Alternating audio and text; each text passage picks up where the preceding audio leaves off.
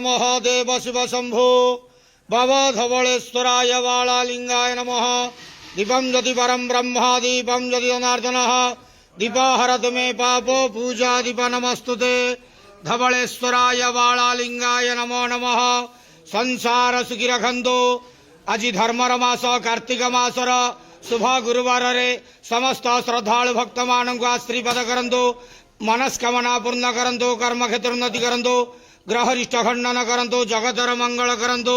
विश्वर कल्याण करंतु। आपणकर नाम विख्यात करंतु। सेवकर डाक श्रवण करंतु। समस्त गुआवसा भक्त मानकर मनस्कामना पूर्ण करंतु।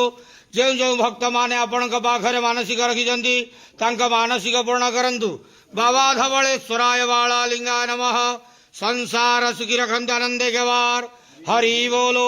आज कार्तिक मासर शुभ गुरुवार रे समस्त श्रद्धालु भक्त मान को आशीर्वाद करंतु आनंदे गवार। हरि बोलो। बाबा धवलेश्वराय बालालिंगाय नमो नमः।